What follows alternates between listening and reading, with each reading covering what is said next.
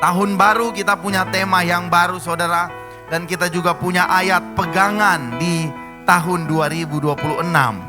Tema tahun ini adalah One Spirit, One Direction. One Spirit, One Direction.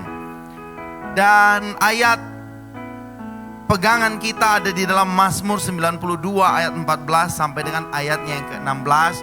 Dan kami tim pelayanan, tim pastoral, tim ministry di Metro Church berdoa supaya jemaat Tuhan akan bisa menghafal dan menghidupi ayat ini.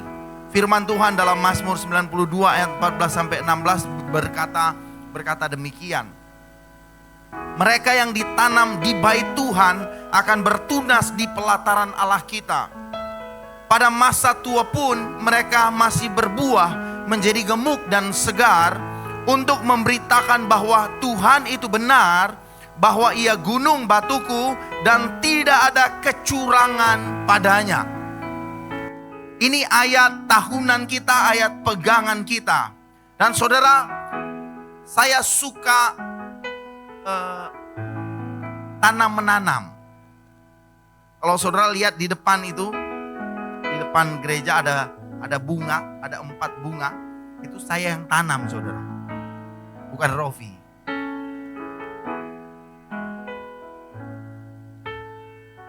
Dan waktu saya bawa itu bagus sekali saudara. Apalagi yang satu bunga yang di depan itu yang namanya gelombang cinta. Tapi sekarang gelombangnya sudah hilang. Cintanya sudah hilang, tinggal gelombang karena dia diserang oleh gelombang panas. Jadi dia langsung kuning daunnya. Waktu saya bawa itu dia grui saudara. Memang kelihatan dia punya gelombang cinta. Tapi saya langsung melihat bagaimana waktu saya membawa dia, saya benar-benar menanam dia di wadah yang tepat, di tanah yang tepat, di iklim yang tepat, sehingga pertumbuhannya menjadi sangat baik. Dan kalau kita lihat ayat ini, maka kita akan mengerti bahwa bukan tentang seberapa lama kita berjalan saat ini. Bukan seberapa kuat kita. Bukan seberapa besar harapan kita.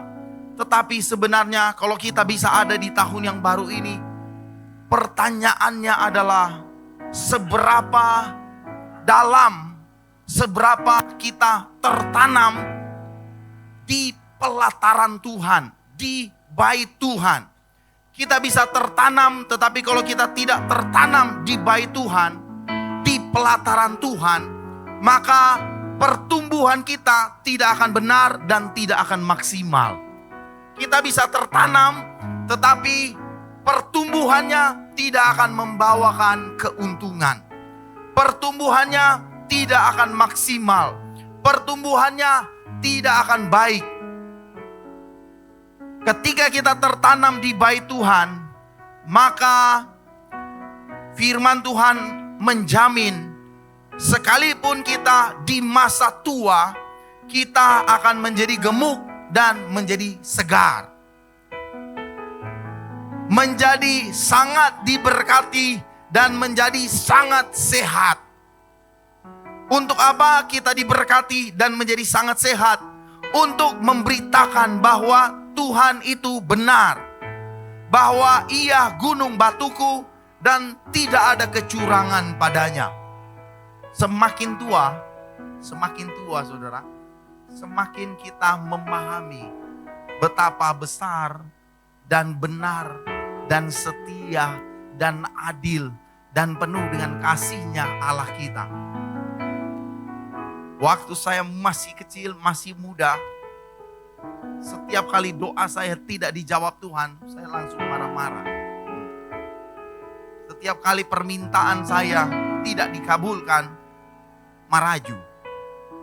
Tapi setelah mulai beranjak dewasa, mulai beranjak tua, maka kita semakin mengerti bahwa Tuhan itu benar. Dia gunung batu kita dan tidak ada kecurangan padanya. Saudara, saya suka makan lansat kalau lansatnya dari pohon yang tua. Kenapa? Karena rasanya pasti manis dan tidak ada kecurangan. Saudara, kalau saudara perhatikan, saudara makan lansat di satu oki tandan itu. Kalau saudara makan lansat dari pohon tua, maka saudara tidak akan menemukan buah yang rasanya asam. Semuanya manis. Tapi kalau pohonnya masih muda, dia bisa menipu saudara. Saudara ambil yang paling ujung, itu manis. Tapi ada bagian di mana buahnya tidak manis. Itu penipuan saudara. Kenapa? Karena lansatnya masih muda. Pohonnya masih muda. Tapi kalau pohonnya tua, lansat tua, semua buahnya pasti manis. Tidak menipu dia. Kalau kita mengerti, kalau kita semakin tua, maka kita semakin memahami bahwa benar Tuhan yang kita sembah adalah Tuhan yang benar. Semakin kita melangkah di dalam Tuhan, kita akan semakin mengerti bahwa Tuhan itu benar.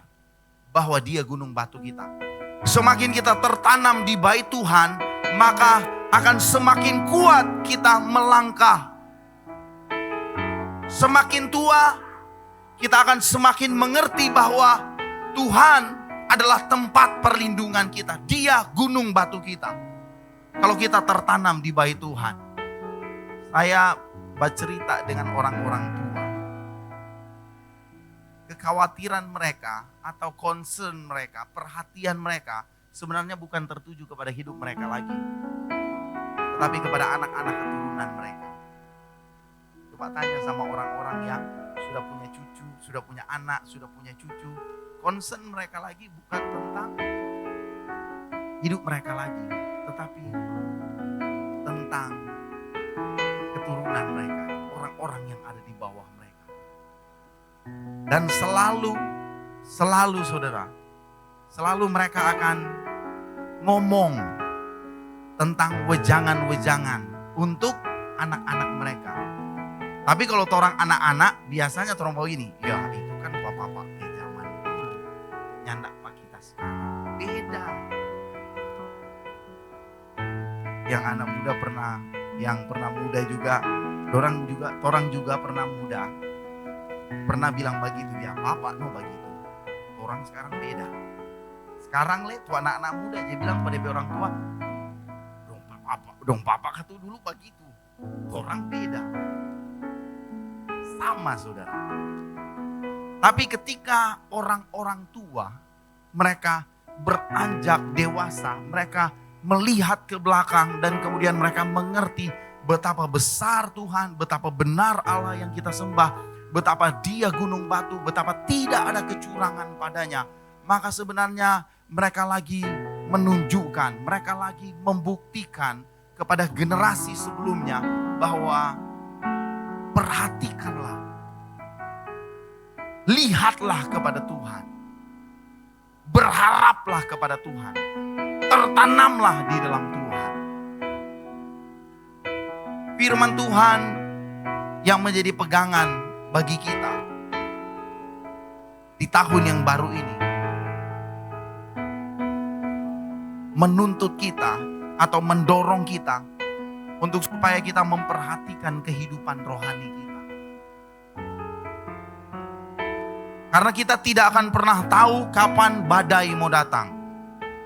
Kita nggak akan pernah tahu kapan kita akan memasuki lembah kekelaman. When I chose in the water. Waktu orang lempar kita di air. Ini nih tahu berenang saudara. Kita tahu Tuhan ada. Dia always on time. Tapi kita sendiri langsung kita koreksi, kita pediri, kita begini. Tuhan itu on time. Tapi kan kita enggak on time. Itulah kenapa orang mesti tertanam di bait Tuhan. Karena Tuhan pasti on time. Tapi kan kita terburu-buru. jawab jo tapi doa Tuhan. Kalau enggak tas dia mau pelayanan. Nah, iya. Tuhan itu on time. Kita terburu-buru. Dan biasanya seperti film yang paling populer itu Too Fast, Too Furious. Kalau terlalu cepat terburu-buru, dia kerusakan terlalu besar. Makanya kita perlu tertanam di bait Tuhan. Kita perlu melihat kehidupan rohani kita. Melihat firman Tuhan sebagai pegangan. Melihat kehidupan kita di dalam Tuhan. Apakah kita benar mau tertanam di bait Tuhan di tahun yang baru ini? Kita perlu tertanam di bait Tuhan. Karena seberapa kuat kita itu tergantung seberapa dalam kita tertanam di bait Tuhan. Seberapa kuat kita berdiri itu tergantung seberapa kuat kita tertanam di bait Tuhan. Seberapa kuat kita akan menghadapi badai, menghadapi rintangan, menghadapi tantangan, itu tergantung dari seberapa dalam kita tertanam di bait Tuhan. Karena sebuah pohon semakin tua, akarnya semakin kuat. Sebuah pohon yang akarnya kuat, dia tidak pernah takut menghadapi badai. Kita tidak tahu kapan badai mau datang. Kemarin saya ke Tomohon, saudara, pagi-pagi pakai motor, memasuki Sea, besok gerimis. Saya permisi om, saya mau numpang, mau pakai jaket hujan. Om bilang, oh silakan, semua hujan Kang. Iyo, kita pakai jaket hujan dan kita bawa. Sampai di Tomohon enggak ujang-ujang, saudara. Waktu saya mau keliling Tomohon, mau beli bahan. Saya mau keliling cari toko. Untung di dalam hati ingatkan, bawa jas hujan. Saya gulung jas hujannya, saya taruh di saku motor dan saya keliling Tomohon. Benar saudara, saya enggak pakai jas hujan, justru hujan datang. Dan tiba-tiba saudara, di Tomohon saya hebat sekali.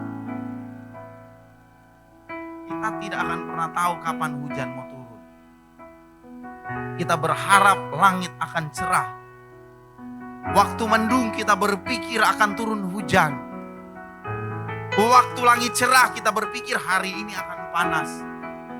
Tapi tidak selalu demikian. Ada hal-hal yang tidak bisa kita kontrol. Dan kita tahu itu. Ada banyak hal yang tidak bisa kita kendalikan. Dan kita tahu itu. Tetapi kita tidak perlu khawatir kalau kita tertanam di bait Tuhan. Makanya kita bisa bersaksi bahwa Tuhan itu benar. Ia gunung batu kita. Dan tidak ada kecurangan padanya. Saya tertanam di bait Tuhan. Saya bersyukur kalau kita di hari Minggu ini, kita bisa ada di rumah Tuhan, beribadah di rumah Tuhan. Ini bukan karena keputusan saudara saja, saudara ada di rumah Tuhan. Tetapi ini sebenarnya adalah kehendak Tuhan untuk kita ada di rumah Tuhan. Ketika saudara ada di rumah Tuhan, saudara lagi sedang memperdalam akar kita. Memperdalam akar saudara untuk berdiri kuat di tahun 2026. Makanya sekalipun COVID, kita bisa memilih untuk tidak datang di gereja. Tetapi kita tetap ada di gereja. Setelah COVID, kita tetap ada di gereja. Karena kenapa? Karena kita tahu bahwa kita harus tertanam di bait Tuhan. Tahun 2026 tertanam di bait Tuhan. Sesi 1 selesai, saudara. Saya ada quotes sebelum saya lanjut. Quotes-nya begini, saudara.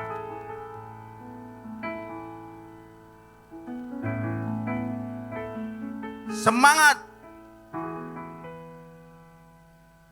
melayani Tuhan. Semangat beribadah kepada Tuhan. Semangat semuanya tertanam di rumah Tuhan. Langit boleh mendung, tetapi semangat untuk datang di rumah Tuhan tak terbendung. Bukan karena kurang merenung, tetapi karena Kristus menang bertarung. Wih, hebat. Pastor ada backing ini saudara. Tetap tertanam saudara. Karena kita tidak pernah tahu. Langit boleh mendung. Semangat mesti tetap menyala-nyala. Karena Tuhan sudah menang bertarung ya. Mari kita lihat satu bagian firman Tuhan. Di dalam Yoel 2 ayat 25. Yoel 2 ayat 25. Firman Tuhan bilang begini. Aku akan memulihkan kepadamu tahun-tahun yang hasilnya dimakan habis oleh belalang pindahan, belalang pelompat, belalang pelahap, dan belalang pengerip. Tentaraku yang besar yang kukirim ke antara kamu. Tema bulan ini, kalau tadi tema tahunan, tema bulan ini adalah start from the heart of God. Untuk kita bisa tertanam di bait Tuhan, kita perlu memulainya dari hatinya Tuhan. Apa hati Tuhan, apa kerinduan Tuhan untuk kita. Bahkan di tahun 2026 ini kita nggak tahu. Di tahun 2025 ada banyak pergumulan. Kita telah membuat resolusi, dan saya perhatikan resolusi, target, dan harapan-harapan yang kita buat di tahun 2026 itu karena berdasarkan tahun 2025. Ada banyak pergumulan di tahun 2025. Karena saya mendengarnya dari jemaat Tuhan juga bersaksi, tapi mereka tetap kuat. Dan kita benar-benar merindukan pemulihan. Siapa di sini yang merindukan pemulihan bilang amin. Kita semua merindukan pemulihan. Yoel 2 ayat 25. Tuhan sendiri berfirman, Tuhan sendiri berkata demikian. Aku akan memulihkan kepadamu tahun-tahun yang hasilnya dimakan oleh belalang-belalang. Tuhan punya kerinduan untuk memulihkan kita. Dan hati Tuhan adalah untuk memulihkan. Itu hatinya Tuhan. Tuhan selalu punya kerinduan untuk memulihkan. Kalau kita baca Yoel, berkaitan dengan kitab Yoel, latar belakang dari kitab Yoel ini, kalau kita perhatikan dan pelajari, maka kita akan menemukan bahwa sebenarnya keadaan bangsa Israel sedang kacau. Bangsa Israel sedang mengalami saat kekelaman seentero bangsa. Bukan cuma 1-2 tetapi seentero bangsa. Bangsa Israel sementara mengalami kehancuran, kekacauan. Panen habis saudara. Bukan hanya panen habis, kehidupan rohani ikut rusak. Bukan hanya kehidupan ekonomi yang rusak, krisis ekonomi, tetapi juga sebenarnya krisis hati, krisis kepercayaan kepada Tuhan ikut rusak karena keadaan saat itu. Kita senang kalau kita dengar Tuhan akan mengganti semua yang hilang. Amin. Haleluya. Tapi kalau kita lihat bagian ini, maka kita akan menemukan bahwa sebenarnya keadaan saat itu bukanlah keadaan yang menyenangkan. Tetapi keadaan di mana bangsa Israel membutuhkan pemulihan dari Tuhan. Dan Tuhan tidak hanya ingin memulihkan bangsa Israel, keadaan ekonomi bangsa Israel, kehidupan bangsa Israel, tetapi Tuhan sebenarnya ingin memulihkan hati dari bangsa Israel. Yoel 2 ayat 12-13 berkata begini, tetapi sekarang juga demikianlah firman Tuhan, berbaliklah kepadaku dengan segenap hatimu, dengan berpuasa, dengan menangis, dan dengan mengadu. Koyakkanlah hatimu dan jangan pakaianmu. Berbaliklah kepada Tuhan Allahmu, sebab Ia pengasih dan penyayang, panjang sabar dan berlimpah kasih setia, dan Ia menyesal karena hukumannya. Saudara, banyak orang merindukan, mengharapkan pemulihan, tetapi pemulihan yang kita harapkan itu tidak sesuai dengan hatinya Tuhan. Belalang memakan habis hasil panen. Dan kemudian bangsa Israel berdoa memohon supaya Tuhan memberkati mereka. Tuhan memulihkan. Tuhan memulihkan kembali apa yang hilang. Bagi bangsa Israel, yang hilang saat itu adalah kekacauan bangsa. Dan kemudian yang hilang adalah hasil panen. Mereka mengalami gagal panen. Kalau saudara mengalami gagal panen, apa yang perlu saudara pulihkan? Supaya panen berikut dapat hasil yang berlipat. Kalau saudara sakit, apa yang perlu dipulihkan? Tubuh saya supaya saya sehat. Apa yang perlu dipulihkan di dalam hidupmu saat ini? Tapi Tuhan melihat jauh dari sekedar kebutuhan kita. Tuhan mau memulihkan hati kita. Tuhan mau datang dan kemudian mencari hati yang kembali kepada hatinya Tuhan. Apakah hati kita kembali kepada hatinya Tuhan? Atau saat ini hati kita justru mengharapkan sesuatu yang berbeda dengan hatinya Tuhan? Kita membutuhkan pemulihan. Karena kita berpikir bahwa ada yang hilang di tahun 2025. Pastor, saya berusaha untuk membangun bisnis saya. Usaha saya, pastor. Tapi tahun 2025, 2 outlet hilang. Saya berdoa supaya tahun 2026, 1 outlet bisa dapat. Apakah itu keliru? Tidak keliru, saudara. Tetapi mari kita lihat periksa hati kita. Setiap kehendak kita apakah baik atau tidak baik. Kalau rajin beribadah kepada Tuhan dan kemudian melayani Tuhan. Dan kemudian berdoa supaya Tuhan memberkati pekerjaan saya. Itu baik. Ini bukan soal baik atau tidak baik, saudara. Ini soal apakah ini sesuai dengan hatinya Tuhan atau tidak sesuai dengan hatinya Tuhan. Itu yang perlu kita tanyakan di dalam hidup kita hari-hari ini. Apakah Tuhan mau? Apakah Tuhan menemukan bahwa Dia benar-benar mendapati hati kita sesuai dengan hatinya Tuhan? Apakah hatimu sesuai dengan hatinya Tuhan? Jangan dulu berpikir untuk pemulihan ekonomi. Bagi Tuhan itu gampang, saudara. Tapi bagi Tuhan yang paling penting adalah pemulihan hati kita. Karena Tuhan mencari hatimu. Pulihkan hatimu di hadapan Tuhan, saudara.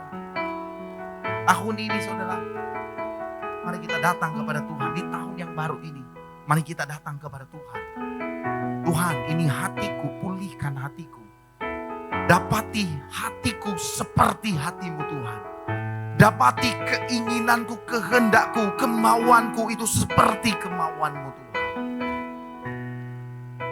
Karena saya merenung dan saya melihat juga, saudara,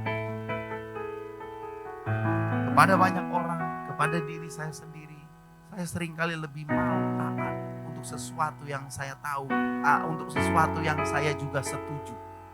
Saya mau taat untuk sesuatu yang saya setuju.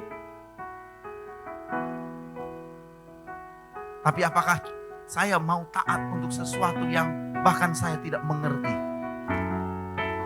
Itu berbeda, saudara. Kita bisa taat, tetapi mungkin kita bisa taat kepada sesuatu yang kita setujui, kita sepakati. Tanggal 3 kemarin ada toko buka, saya ketemu. Dan kemudian saya bayar kasir. Dan kemudian saya bilang sama kasir, kamu hebat ya, tanggal 3 masuk kerja. Dia bilang begini, ya Pak, sebenarnya kita nih mau masuk. Tapi bos bilang, kalau kan ada masuk, mau dapat diskon. Ya masuk juga tarik.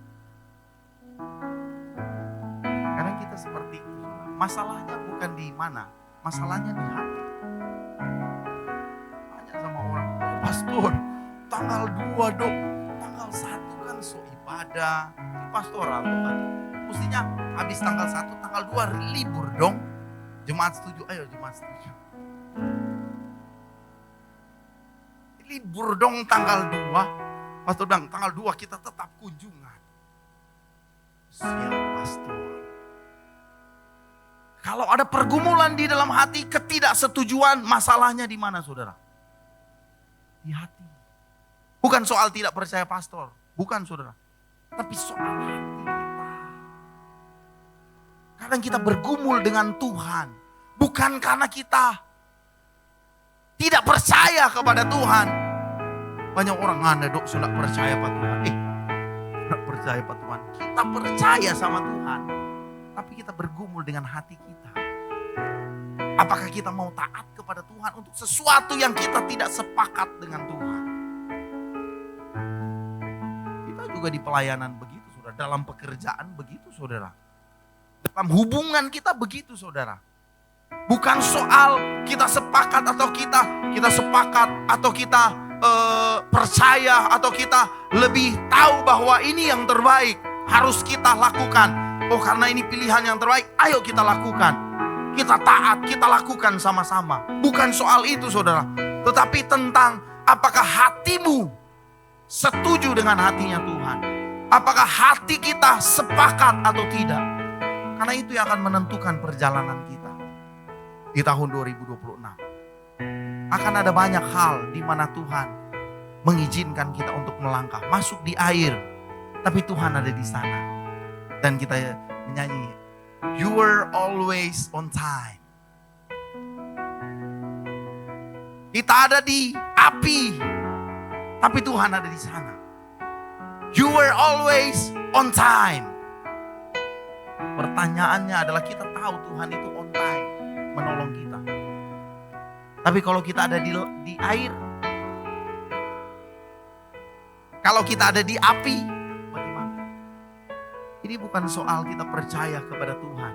Kita siap menghadapi tahun 2026. Tapi apakah kita punya hati sama dengan hati Tuhan? Memang saudara, karena banyak hal. Karena kita kehilangan.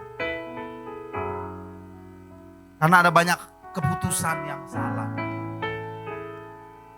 Karena mungkin ada usaha-usaha yang dimakan habis oleh belalang. Karena mungkin ada kelelahan dan kehilangan gairah. Sehingga kita tidak bisa menyatukan hati kita dengan Tuhan. Tapi kebenarannya adalah Tuhan tidak pernah hilang. Kamu tidak pernah hilang dari hatinya Tuhan. Tuhan terus mencari hati kita. Tuhan terus mencari kita. Sekalipun kita ada di lembah kekelaman, kita berkata, Tuhan, saya tidak mau percaya lagi. Tapi Tuhan tahu. Dan Tuhan mencari kita. Bangsa Israel waktu keadaannya kacau, mereka tidak mencari Tuhan. Mereka tidak mencari Tuhan. Dan kemudian Tuhan mengirimkan belalang untuk memakan habis hasil panen. Dan kemudian Tuhan berkata demikian saudara. Tuhan bilang sama umatnya. Tuhan bilang bahwa belalang itu adalah tentaraku. Belalang saudara. Aku akan memulihkan kepadamu tahun-tahun yang hasilnya dimakan habis oleh belalang pindahan, belalang pelompat, belalang pelahap, dan belalang pengerip. Tentaraku yang besar yang kukirim ke antara kamu.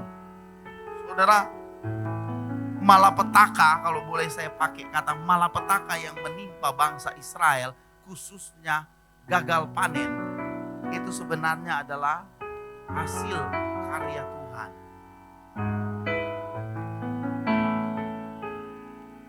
Tapi saudara, Tuhan tidak pernah mengizinkan sesuatu terjadi dalam hidup kita tanpa tujuan. Tuhan selalu punya hati untuk memulihkan. Tuhan mau memulihkan kita, bukan Tuhan mau memusnahkan kita. Ayat 13 berkata demikian, koyakkanlah hatimu dan jangan pakaianmu. Berbaliklah kepada Tuhan Allahmu, sebab Ia pengasih dan penyayang, panjang sabar dan berlimpah kasih setia, dan Ia menyesal karena hukumannya.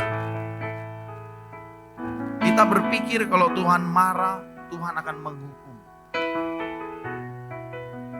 Tetapi sebenarnya Tuhan menegur supaya kita diselamatkan. Tuhan menggoncangkan kita supaya Tuhan bisa memulihkan kita. Musim yang sulit itu tidak pernah lepas kendali dari Tuhan. Tidak pernah, saudara. Justru di musim yang sulit Tuhan mau memulihkan kita. Tuhan mau memperbaharui hati kita.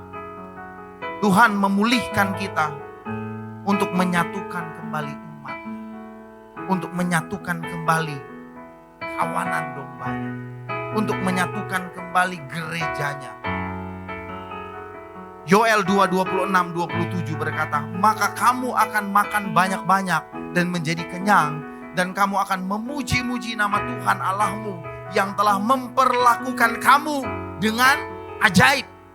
Dan umatku tidak akan menjadi malu lagi untuk selama-lamanya. Kamu akan mengetahui bahwa aku ini ada di antara orang Israel, dan bahwa aku ini Tuhan adalah Allahmu, dan tidak ada yang lain. Dan umatku tidak akan menjadi malu lagi untuk selama-lamanya. Kita harus kembali kepada kesadaran bahwa Tuhan ada di antara kita, bahwa Tuhan ada bagi kita. Dia bekerja untuk kita. Tahun 2025 kamu mungkin banyak kehilangan, kita banyak kehilangan, banyak kesempatan yang hilang. Tahun 2026 Tuhan tetap ada bersama dengan kita dan memulihkan kita.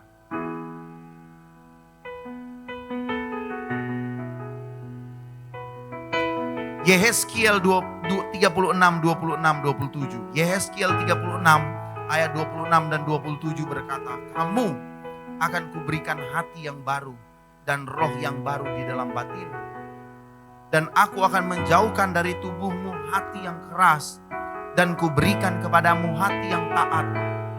Rohku akan kuberikan diam di dalam batinmu, dan aku akan membuat kamu hidup menurut segala ketetapanku, dan tetap berpegang pada peraturan-peraturanku dan melakukannya.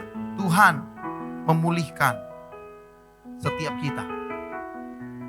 Dan kalau Tuhan memulihkan, Dia benar-benar memulihkan kita. Dia bukan hanya memulihkan hati kita, tetapi Dia benar-benar menjadikan hati kita baru. Kalau di listrik ada yang namanya, kalau trafo itu ada yang namanya mau perbaiki trafo, ada retrofit trafo. Trafo yang lama diperbaiki jadi kelihatan baru. Tetapi berkaitan dengan hati kita, Tuhan berkata bahwa Dia menjadikan hati kita baru. Kalau Tuhan jadikan hati kita baru, jangan biarkan noda-noda yang lama itu kembali nempel di hati yang baru. Di tahun yang baru, noda-noda yang lama kasih tinggal. Hati kita Tuhan pulihkan dengan hati yang baru. Berharap, percaya kepada Tuhan dengan hati yang baru. Lakukan hidup di dalam firman Tuhan, tertanam di bait Tuhan. Maka kita akan melihat bagaimana Tuhan akan menolong kita dengan caranya yang ajaib. Percaya saudara, bahwa kita punya Tuhan yang memulihkan. Tuhan yang tidak hanya memperbaiki kehidupan kita secara jasmani, tetapi Dia Tuhan juga yang akan mengganti semua yang baru di dalam hati kita.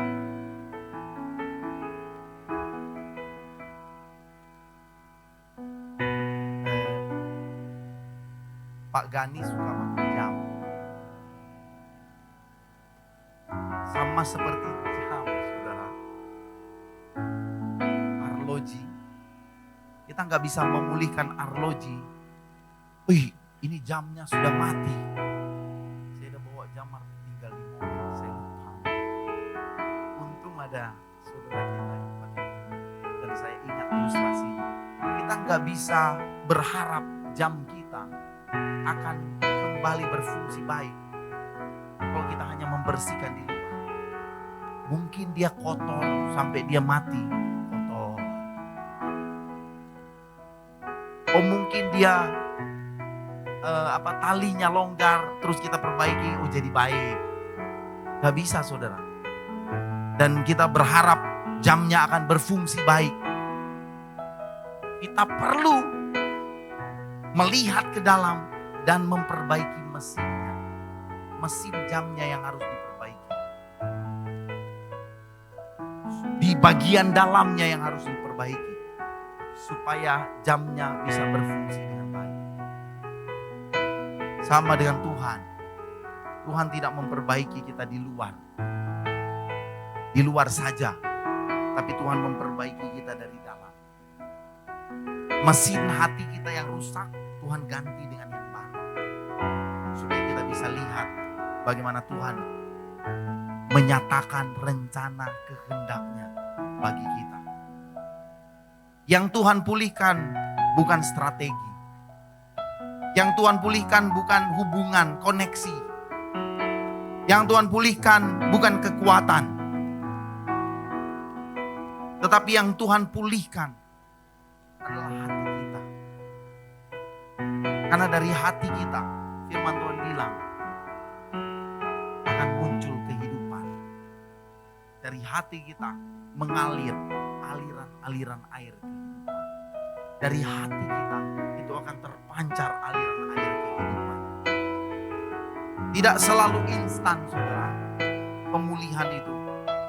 Tidak selalu langsung utuh. Atau tidak selalu sesuai dengan waktu kita. Tetapi pasti pemulihan itu, pemulihan hati kita, pasti itu sesuai dengan kasihnya Tuhan dan waktunya Tuhan. Roma 8 ayat 32 bilang begini.